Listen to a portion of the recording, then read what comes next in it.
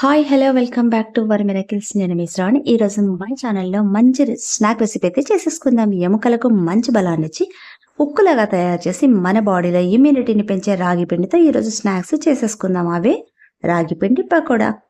మీరైతే వీడియోని ఎక్కడ కూడా స్కిప్ చేయకుండా చివరి దాకా చూడండి. చివరిలో లైక్, మీ అమూల్యమైన కామెంట్ ఇవ్వడం అయితే అస్సలు మర్చిపోకండి. ఇంకేమాత్రం ఆలస్యం చేయకుండా ప్రాసెస్ ఏంటో చూసేద్దాం. ముందుగా ఒక వెడల్పాటి గిన్నెనైతే తీసుకోండి. అందులోకి 4 మీడియం సైజు ఉల్లిపాయలు అయితే ఇలా స్లైస్ లాగా అయితే కట్ చేసుకొని వేసుకోండి. అందులోకి రుచికి సరిపడా కాస్త సాల్ట్, 1/2 టీ స్పూన్ అంత పసుపు, సన్నగా కట్ చేసుకున్న 2-3 పచ్చిమిరపకాయలు, 2 ఇంచుల అల్లం కూడా చిన్న చిన్న ముక్కలుగా కట్ చేసుకొని వేసుకోండి. దాంతోపాటు ఒక 1/2 స్పూను జీలకర్ర పొడి, ఒక గుప్పెడంత కరివేపాకు, కొత్తిమీరను సన్నగా కట్ చేసుకొని వేసుకోండి. ఇప్పుడు వీటితో పాటు మనము 1 స్పూన్ దాకా రెడ్ చిల్లీ ఫ్లేక్స్ని కూడా వేసుకుంటే ఫ్లేవర్ బాగుంటుంది తినేటప్పుడు. అలాగే ఇప్పుడు 1 కప్పు రాగి పిండి అయితే వేసుకుంటున్నా. మా క్వాంటిటీకి అయితే రాగి పిండి 1 కప్పు సరిపోతుంది. మీరు మీ క్వాంటిటీని బట్టి, మీ స్ట్రెంత్ని బట్టి మీరైతే పిండి అయితే యాడ్ చేసుకోండి, తక్కువ ఎక్కువ అనేది. ఇప్పుడు ఇవన్నీ వేసిన తర్వాత మనం ఫస్ట్ అయితే ఒక 2-3 నిమిషాల పాటు ఇవి ఉట్టివే కలిపేసుకోవాలన్నమాట. గట్టిగా మనం ఇలా క్రష్ చేసుకుంటూ కలిపినట్టయితే ఉల్లిపాయలో ఉన్న వాటర్ అయితే రిలీజ్ అయ్యి మనకైతే వెట్గా అవుతుంది ఈ పిండి అనేది. కొంచెం రాగి పిండిలో కూడా జిగురు అనేది స్టార్ట్ అవుతుంది అనమాట, జిగురు రావడం.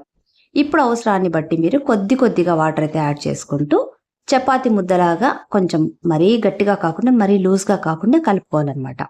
ఇలాగే కొద్దిసేపు ఉల్లిపాయలు బాగా క్రష్ చేసినట్టు కలిపినట్టయితే రాగి పిండిలో నుంచి కూడా జిగురు అనేది రావడం స్టార్ట్ అవుతుంది. ఉల్లిపాయల నుంచి వాటర్ కూడా అదే సరిపోతుంది అనమాట. అవసరాన్ని బట్టి కాస్త అయితే వాటర్ యాడ్ చేసుకోవాలి. అన్నీ ఒకేసారి అయితే వాటర్ అయితే యాడ్ చేసుకోకండి, పిండి అయితే లూజ్ అయిపోతుంది.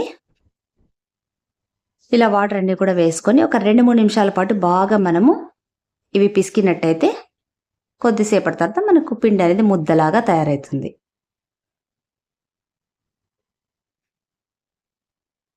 ఇలా అంతా కూడా బాగా కలుపుకున్న తర్వాత చెక్ చేసుకోండి. గుప్పెట్లోకి ఇలా తీసుకొని ముద్దలాగా వస్తుందో లేదో చూడండి. బాగా ముద్దలాగా వచ్చింది కదా. ఇప్పుడు ఫైనల్గా ఇందులోకి వేడి చేసుకొని ఫ్రై చేసుకొని తర్వాత పొట్టు తీసేసుకొని సన్నగా ముక్కలు చేసుకున్న పల్లీలను అయితే వేసుకుందాం.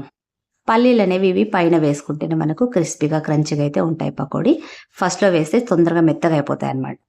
ఈ పల్లీలు వేసుకున్న తర్వాత మనం జస్ట్ అలా కలిపేసుకొని మనము వేసేసుకోవాల్సి ఉంటుంది పకోడాది. ఈలోపు మనము స్టవ్ పైన అయితే డీప్ బాండి పెట్టేసుకొని డీప్ ఫ్రైకి సరిపడా ఆయిల్ అయితే వేసేసుకొని ఆయిల్ని బాగా వేడెక్కనివ్వాలి.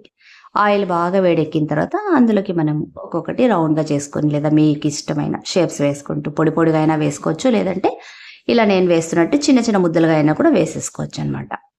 ఆయిల్ అనేది బాగా వేడిగా ఉన్నప్పుడే వేయాలి. తర్వాత రాను ఫ్లేమ్ని అయితే మీడియంలోకి అయితే మనము టర్న్ చేసేసుకోవాలి. ఒక 2 నిమిషాల తర్వాత వీటిని అయితే మనము ఫ్లిప్ చేసేసుకోవాలి.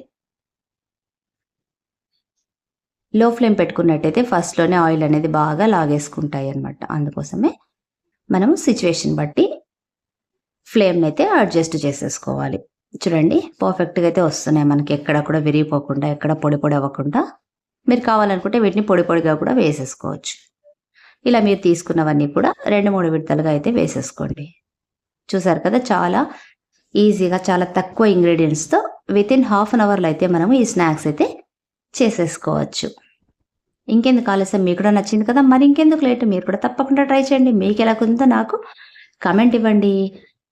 ఈ వీడియోని అయితే మీ ఫ్రెండ్స్కి, కుటుంబ సభ్యులకైతే షేర్ చేయండి. ఇప్పటిదాకా నా వీడియోస్ చూడడం అయితే నా వీడియోస్ చూసి నా ఛానల్ అయితే సబ్స్క్రైబ్ చేసుకోండి.